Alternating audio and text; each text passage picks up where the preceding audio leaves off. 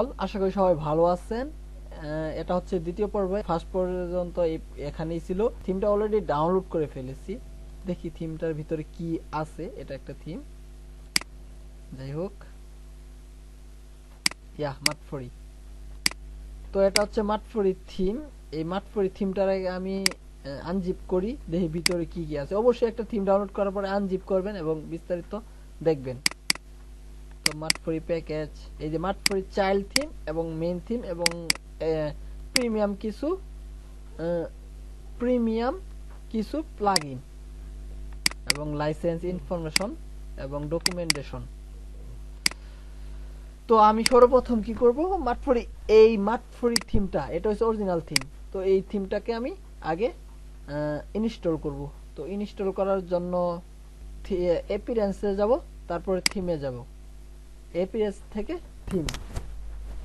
তো এখানে দেখেন অলরেডি 3টা থিম ইনস্টল করা অলরেডি এখানে আছে। এগুলো আমি এই দুইটা ডিলিট করে দিই, একটা রেখে দিই, কারণ অযথা এগুলা আমার হোস্টিং এর জায়গা দখল করতেছে। তো আমি এখানে অ্যাড নিউ দিলাম। অ্যাড নিউ থেকে অনেকগুলা এখানে ফ্রি থিম যদি ছাড় দেন, যে কোনো ফ্রি থিম এখানে পাবেন। অনেকগুলা থিম আছে, ওয়ার্ডপ্রেসে অনেক থিম আছে। সো আমি যত একটা প্রিমিয়াম থিম, অবশ্যই উপরে আপলোড অপশনে দিব, তারপরে চুজ দিব, তারপরে আমি ফাইলটা খোঁজার চেষ্টা করি।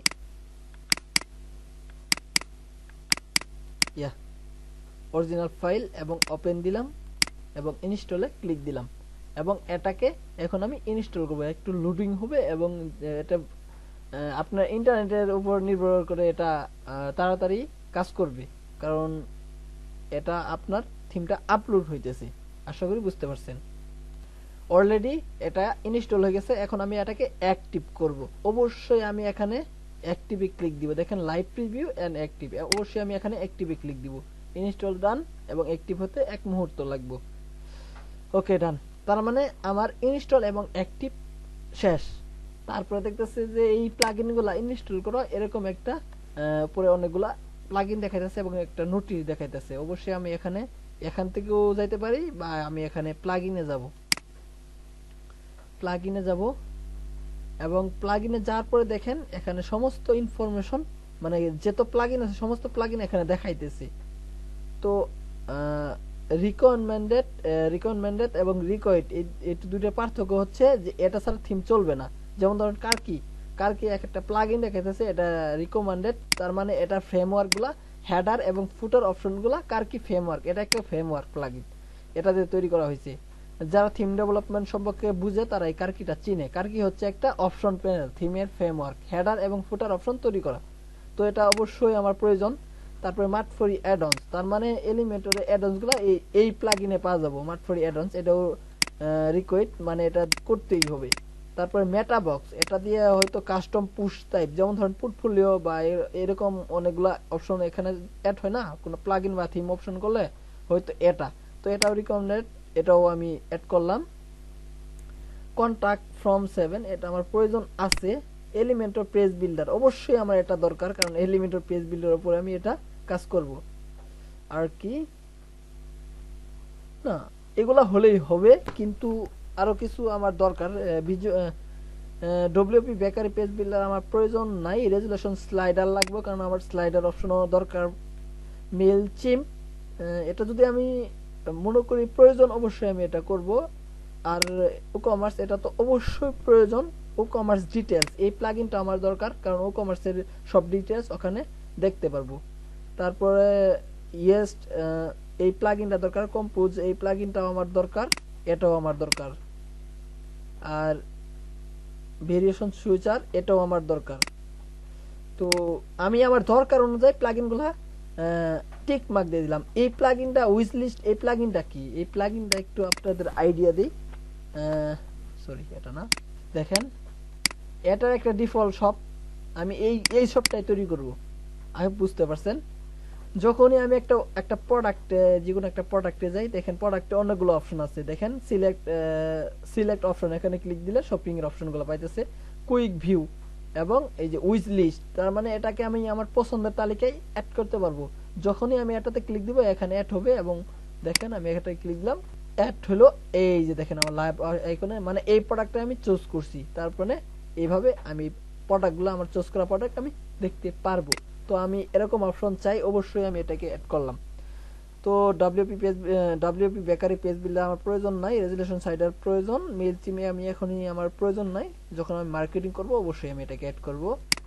তো আমি এটাকে সর্বপ্রথম ইনস্টলে ক্লিক দিলাম।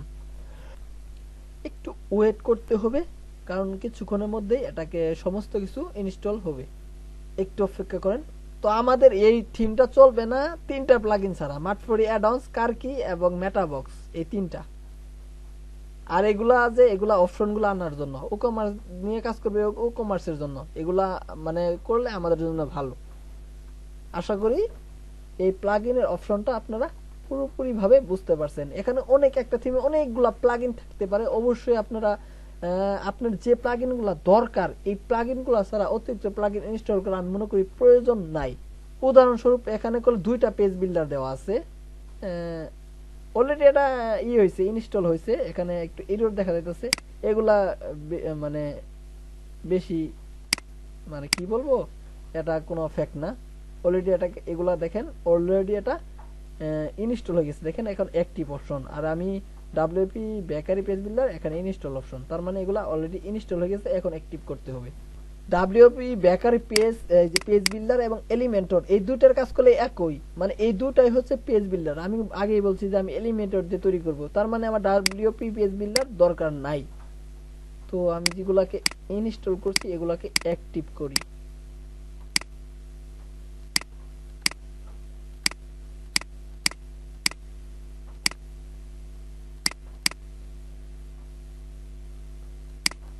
অ্যাক্টিভ, ওকে ডান। তার মানে আমার সমস্ত প্লাগইনগুলো ইনস্টল করা ডান।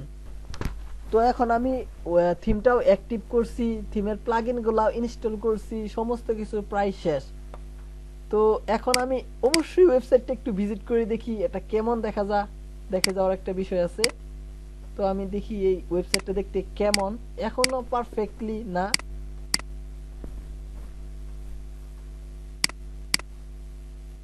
তো আমার WooCommerce অ্যাড করতে বলতেছে, আমি এখন এটা করব না, স্কিপ।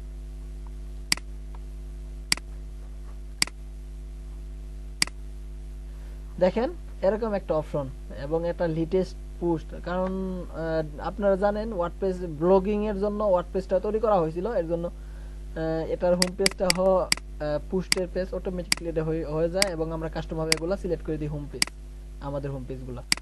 তো এর জন্য এই লেটেস্ট পোস্টটা আসতেছে। তো দেখেন এখানে কোনো পেজ মেজ কিচ্ছু নাই, এবং অপশনগুলো অ্যাড করা। আর আমি বলছিলাম কার্কি, এই কার্কির সাহায্যেই এই একটা প্লাগইন দেখাছিলাম যে যেটা বললাম অপশন প্যানেল, সেই প্লাগইনের সাহায্যেই এই হেডারটা আসতেছে, এই হেডার অপশনটা। এই মানে এরকম ফ্রেমওয়ার্ক অনেক আছে, যেমন কাস্টমাইজার, তারপরে কার্কি, এই দুটো বললাম, আর অনেক আছে, কিন্তু এই কার্কিটা বিশাল ফেমাস। যারা থিম ডেভেলপমেন্ট করেন তারা জানেন এটা খুবই ফেমাস একটা ফ্রেমওয়ার্ক। এটা দিয়ে হেডার এবং ফুটার অপশনগুলো তৈরি করা হয়।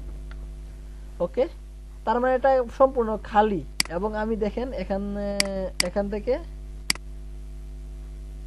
এখান থেকে কিচ্ছু পাইতেছি না। তার মানে দেখেন আমি কোনো মানে অ্যাপিয়ারেন্স থেকে এখানে যে আমি ডেমো ইনপুট করবো এই অপশনগুলো পাইতেছি না। তো এটা কোথায় পাবো? তো এর আগে আমি WooCommerce-টা সেট আপ করি, কেমন? ডেমো ইনপুট করার আগে WooCommerce-টা আমি সেট আপ করি। ওকে, এখানে ক্লিক দিলাম, এটা লোডিং হইতেছে। আমার ইন্টারনেটটা বিশাল স্লো কাজ করতেছে, কিসের জন্য আই ডোন্ট নো। তো এটা সেট আপ করতে বলতেছে, এই দেখেন এখানে ইনফরমেশন চাইতেছে, এগুলো পরবর্তীতে সমস্ত কিছু চেঞ্জ করা যাবে। তো এটা মানে চিন্তা করার কিচ্ছু নাই যেগুলা কিভাবে কি করব। তো আমি আমার অ্যাড্রেস দিই, এগুলো সমস্ত কিছু চেঞ্জ করা যাবে। তো এটা করার দরকার নেই, আমি আমার ক্লায়েন্টের জন্য তৈরি করতেছি। কন্টিনিউ, এখানে আমি রিয়েল ইনফরমেশন দেই। তো এটা ইম্পর্টেন্ট, মানে এগুলা আর কি WooCommerce আপনার কাছে ডাটাগুলো নিতেছে আপনার ওয়েবসাইটটা কি রিলেটেড। তো এটা ফ্যাশন, হেলথ, ইলেকট্রনিক্স, ফুড, সমস্ত কিছুই আমারটা। And continue, again continue. দেখেন এখন বলতেছে আপনার প্রোডাক্টগুলো কি রিলেটেড প্রোডাক্ট। অবশ্যই আমারটা ফিজিক্যাল প্রোডাক্ট, ডাউনলোডেবল প্রোডাক্ট, যেমন ধরুন ডিজিটাল সফটওয়্যার, অ্যাপস, এইগুলা থিম প্লাগইন, এগুলা যে ডিজিটাল প্রোডাক্ট, এগুলা যে ডাউনলোড করার যে অপশন প্রোডাক্টগুলো, এগুলাকে বলা হয় ডিজিটাল প্রোডাক্ট। যেহেতু আমার এগুলা শার্ট প্যান্ট বা এগুলো এই টাইপের প্রোডাক্ট, এগুলা অবশ্যই ফিজিক্যাল প্রোডাক্ট। কন্টিনিউ। তো দেখেন এটা বলতেছে প্রোডাক্ট কত আছে, আমি দিলাম এখানে 100 থেকে 1000, নো সেল, কোনো সেল নাই। এই তিনটা প্লাগইন মার্কেটিং এর জন্য। এটা যদি আপনার মার্কেটিং করতে চান অবশ্যই এটাকে ইনস্টল করবেন, এটা WooCommerce সাজেস্ট করতেছে। তো আমার এই তিনটাই দরকার। ওকে, মেলচিম দেখেন, মেলচিম এখনো আসতেছে, আমার ওই ইয়েও দিছিল, এখনো আসতেছে। মেলচিমটা সমস্যা নেই, আমি এড করে নিলাম।